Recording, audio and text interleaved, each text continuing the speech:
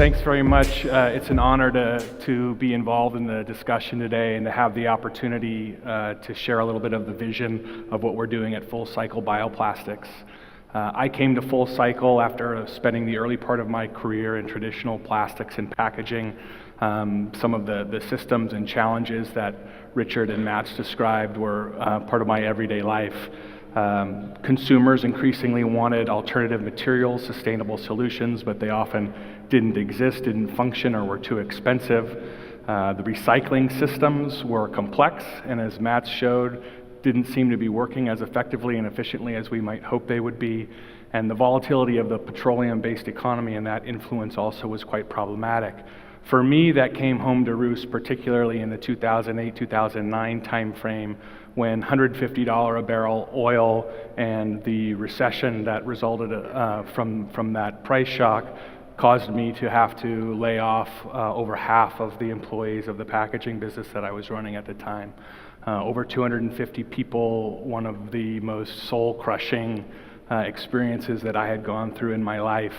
And I remember at the time, my daughter, who was 4, she recognized that I was upset, sort of crawled in my lap and said, "You know, what's wrong, Daddy?" And I was trying to explain to my 4-year-old what it meant to have oil prices disrupt my business and have to let people go. And you know, she said very simply, "Why did you do that, Daddy?" And I didn't really have an answer for her, and I didn't really have an answer for myself. And that was kind of the moment for me that led me to believe I needed to find a different path forward. So it didn't happen overnight, but I shifted my focus away from traditional plastics and packaging and became much more involved in recycled materials, renewable materials, and waste conversion technologies. And that actually meant that I ended up finding myself in front of a lot of open dump landfills in emerging markets, Latin America in particular, where I saw not only this plastics recycling challenge, but also became more aware of the great challenge that organic waste was posing to our general waste recovery and environmental challenges that we face. And so through this journey and looking for technologies to provide zero waste solutions, I actually came across the folks in the team at Full Cycle Bioplastics. And I was so excited to join them because in this technology, they had something that represented what I thought could answer all of these challenges I had been going through in my professional life to date and really drive a system level solution, a circular economy style solution. So that's a pretty big claim, so let me tell you a little bit about what we do and why that is the case. Full Cycle sits at the intersection of two incredibly important environmental challenges that we face around the globe today, and we've talked about both of them here this afternoon, both food and organic waste, which often ends up in landfill and is the third largest generator of greenhouse gas emissions and a direct driver of climate change and climate impact, as well as plastic pollution. Matt's and the Ellen MacArthur Foundation have done a great job of tracking the flows of plastics, and he went through sort of the net results of what happens from the recycling side. One of the things that just absolutely blew me away the longer I was involved with plastics was also this recognition that not only is a very small percentage of the material recycled, but almost a third of all the plastics that we consume every year don't get recaptured or recovered in any form or format whatsoever. They directly pollute the land and the environment. Really, really mind-boggling.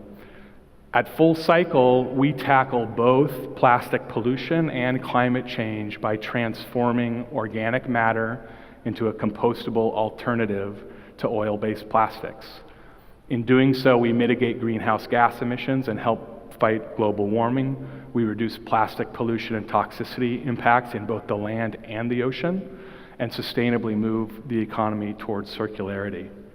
How we do that is we convert organic waste like inedible, unrecyclable food waste, agricultural byproducts, or dirty, unrecyclable paper, cardboard, and cellulosic material, and through a proprietary microbial process, a biotech process, we convert that into a compostable and marine degradable bioplastic called polyhydroxyalkanoate, or PHA.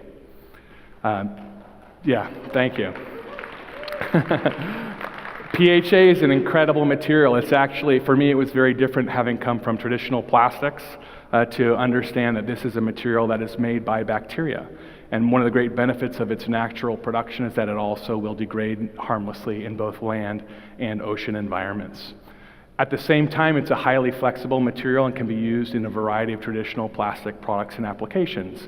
And because it's organic material at its core, if you return it to us, it can be used as a feedstock and be upcycled again into virgin material. So really great material. It's been around and known of for 20 plus years, but it hasn't had a lot of market uptake.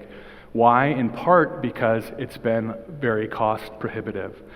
Part of the benefit of our technology is that we can deliver PHA at a cost that's at parity with oil-based alternatives, and that's an industry first and a real game changer, and has two great impacts, and this is why I get really excited about this technology broadly.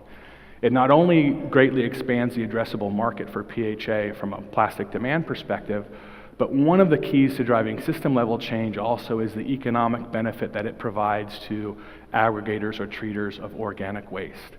And when you have a high value product available and drive improved profitability, those I think are critical elements to drive system-wide adoption. Improved profitability helps increase investment in the waste industry, not only to produce this great material bio-benign material that we produce, but also to invest in additional infrastructure to address some of the traditional plastics and other materials recycling challenges. At the same time, you add a bio-derived, bio-benign material that can be upcycled at the end of its useful life. Global corporates can actually take their own waste, convert it into PHA bioplastic for use in products on the retail shelf, which is a great differentiator for them. And even more importantly, it provides consumers with a choice that we don't have today. It's very difficult to make an informed, sustainable, environmentally proactive decision when it comes to packaging material. And at end of life, if you return that material to us, we'll upcycle it again into virgin material. So very exciting circular economy type of solution at the outside, but also exciting because you can scale the technology down sufficiently so that you can implement solutions on a regional or small volume basis.